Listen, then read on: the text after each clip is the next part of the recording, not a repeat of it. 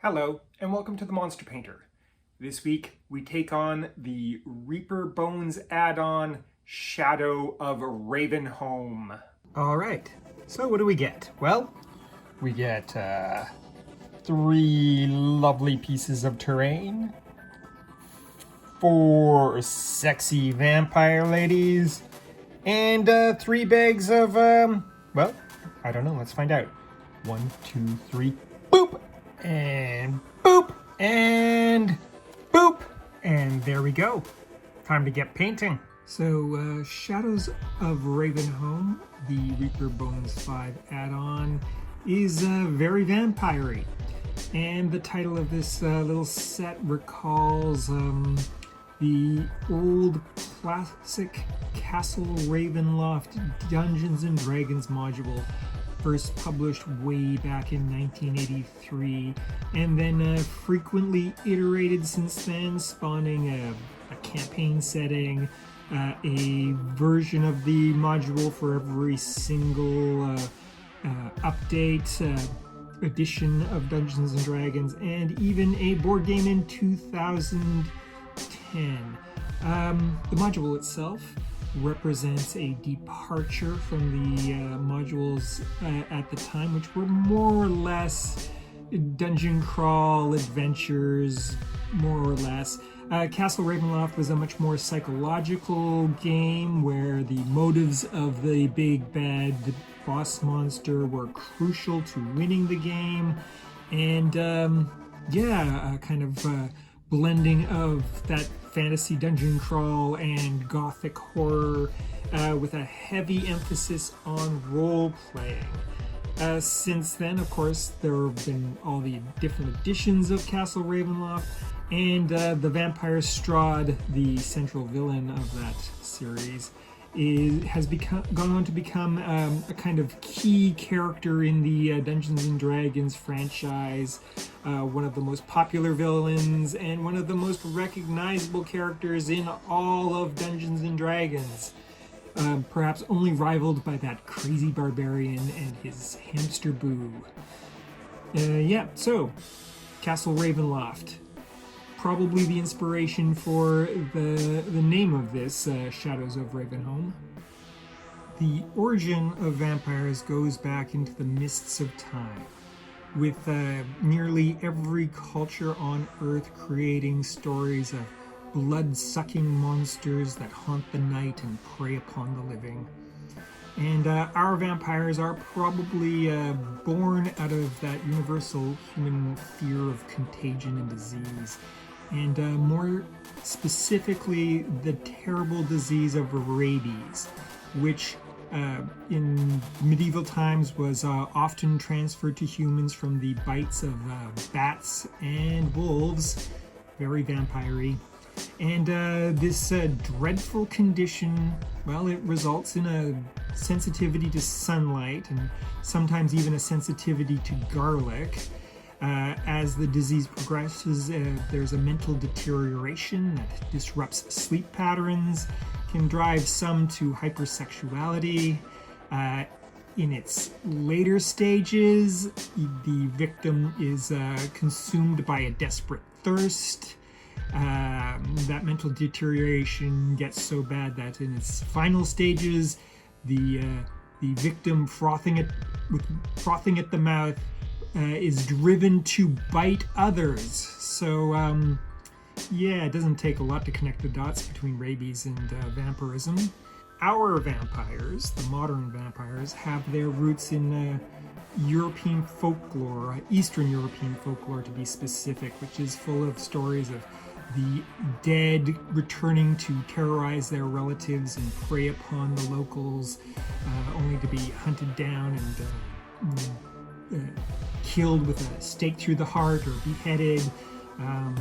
And it's also where we get most of the vampire's weaknesses, including being cooked in sunlight, vulnerability to holy water and crosses, and all that good stuff that helps us control these horrible monsters. Although these these folklore vampires were never sexy, they were always horrible, ugly, smelly, terrifying monsters. The The belief in these things actually intensified to a point that during the Enlightenment, in places like Eastern Prussia, they had real mass panics revolving around vampires, almost rivaling the witch crazes that burned across Europe at the same time. Still, none of these vampires were sexy. That sexy modern vampire would not be born until the end of the 19th century with Bram Stoker's novel Dracula. Dracula, that fine fellow, was loosely based off of the 15th century Romanian warlord of Vlad the Impaler. At least Vlad the Impaler lends the literary Dracula his origin story. And Dracula gives us those sexy, sexy vampires that we're so familiar with.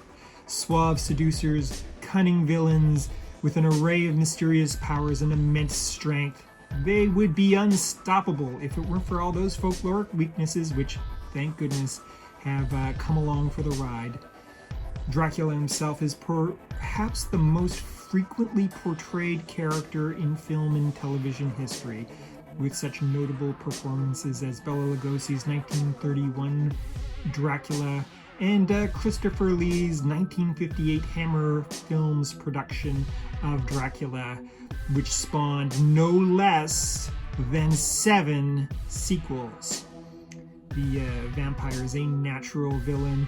All manner of trashy television and B-movies. Personal favorites include The Lair of the White Worm and Things We Do in the Shadows, which is more funny than creepy, while The White Worm is definitely creepy and crazy and campy. Vampires, in fact, the vampire story seems to permeate our culture, with even entire subcultures coalescing around these hideous monsters. And perhaps only zombies can rival the vampire as the dominant monster of our culture. The vampires specific to this set seem to draw much of their inspiration from that old 1970s horror comic book, Vampirella. And Vampirella is one hot bloodsucker. She is more of a fun-loving bad girl than really a dreadful villain, and the series is super trashy and a lot of fun. But when I look at these Living Dead ladies, I definitely see lots of Vampirella in them. Well, I think I've run out of things to say about vampires, so let's take a look at the final results. Alright, this is what we got. 3 crumbling pieces of terrain, and they painted up really well and are going to make excellent additions to my collection of haunted ruins. The staircase is particularly interesting in terms of tactics, and will be great fun when it gets placed into a game of Frostgrave. They're all quite excellent, and these crumbling walls really are at the heart of this set, and the reason why I added it on in the first place. But what else do we have? Well, we have 3 sexy, sexy vampire ladies, and they're looking quite dangerous and very beguiling, and they definitely have that Vampirella vibe that I was talking about earlier. We also get the stern and cunning matriarch of this vampire coven, and a couple of sexy vampire ladies who are about to take to the wing. All fun and all dangerous. And finally, we have our brave and intrepid vampire hunter. Is she up for the task? And what of the story? I have received word that the king has dispatched a vampire hunter to dare challenge us here at Ravenhome. The foolish man, we will use our feminine wiles upon him. And when his guard is down, we will devour him. Okay, ladies, time for your comeuppance. That's it, I'm out of here. Me too. I don't suppose we can negotiate. Sorry, no can do. Next week on The Monster Painter, we take a look at the Frostgrave Bestiary.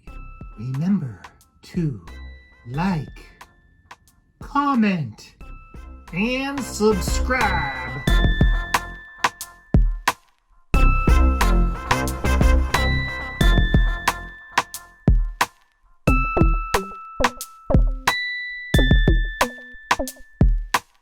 You are watching Les the Monster Painter.